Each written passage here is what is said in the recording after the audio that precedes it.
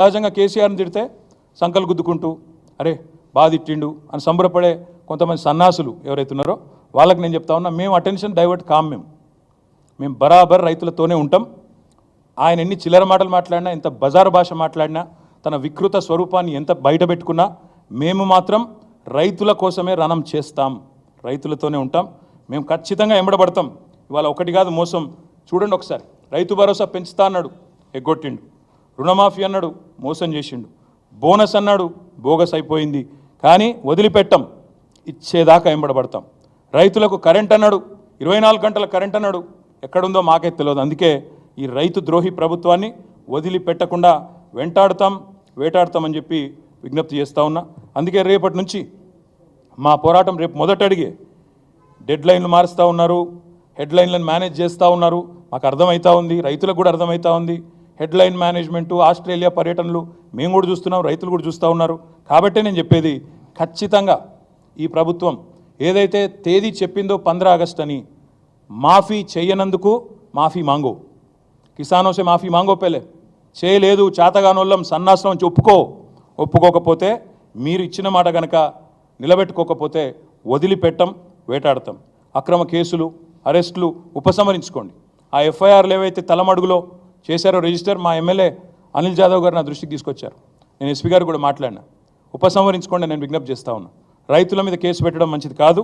మరి రైతు డిక్లరేషన్లని పోజులు కొట్టి ఇప్పుడేమో పోలీస్ స్టేషన్లో పెడతామంటే ఊరుకోము, తప్పకుండా రైతుల పక్షాన్ని నిలబడతాం. అందుకే నేను అనేది, ఈ ప్రభుత్వాన్ని ఒకవేళ ఇట్లాగే మేము కేసులు పెడతాం, భయపెడతాం, ఏదో ఒకటి చేసి నడిపిస్తామంటే భవిష్యత్తులో ఇది మొదటి అడుగు మాత్రమే. భవిష్యత్తులో అవసరమైతే జైల్ బరో కార్యక్రమాన్ని కూడా పిలిపించేదాకా కూడా వెనకాడం, వదిలిపెట్టం. ఎంతమందిని పెడతావు జైల్లో? లక్షలాది మందిని పెడతావా? రైతులని లక్షలాది మంది మా కార్యకర్తలను పెడతావా? దగాబడ్డ రైతుల తరపున దండు కడతాం, కొట్లాడతాం. రుణమాఫీ జరిగేదాకా రైతులతో కలిసి రణం చేస్తాం. అన్నదాతల ఆందోళనలకు కూడా అండగా నిలబడతాం. ఈ దగాకోరు సర్కారును వదిలిపెట్టం, విడిచిపెట్టం. తప్పకుండా మాయమాటల ప్రభుత్వం మీద తప్పకుండా మా పోరాటం కొనసాగుతుందని తెలియజేస్తూ, ఈ రేవంత్ రెడ్డి చీటింగ్ మీద మా ఫైటింగ్ ఆగదు. ఆయన డెడ్ లైన్లు మార్చి హెడ్లైన్లు మేనేజ్ చేసి తప్పించుకుంటా అనుకుంటే మా అటెన్షను, మా ఏకాగ్రత దెబ్బ తీయలేరు. తప్పకుండా ఈ రుణమాఫీ జరిగేదాకా బీఆర్ఎస్ పార్టీ. రేపటిది మొదటి స్టెప్ మాత్రమే. నేను ఈ డేటా మొత్తం కూడా మీకు ఇస్తాను. ఈ కొడంగల్ డేటా ఇస్తాను, పరిశీలించుకోండి. కొండారెడ్డిపల్లె డేటా అడిగాం, ముఖ్యమంత్రి సొంత ఊరు. అక్కడ కూడా 30-40% కూడా కాలే. మా బాలరాజు గారు చెప్తా ఉన్నారు. కానీ బెదిరిస్తున్నారు, బ్యాంకు మేనేజర్లను బెదిరించుడు. బీఆర్ఎస్ వాళ్ళు అనౌన్స్ చేసినారు, కొండారెడ్డిపల్లి వస్తామన్నారు, కొడంగల్ వస్తామన్నారు, ఇస్తే మీ తాట తీస్తాం అని కలెక్టర్లు ఫోన్ చేసి బెదిరిస్తూ ఉన్నారు. ఇదేనా రాజకీయం?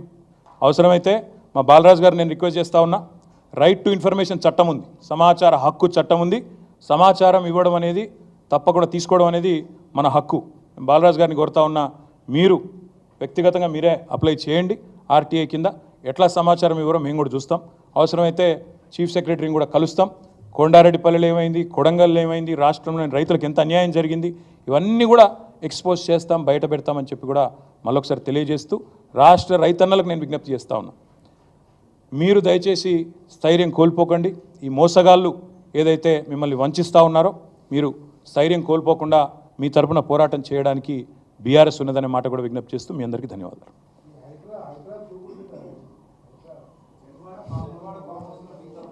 మీకు రైతులంటే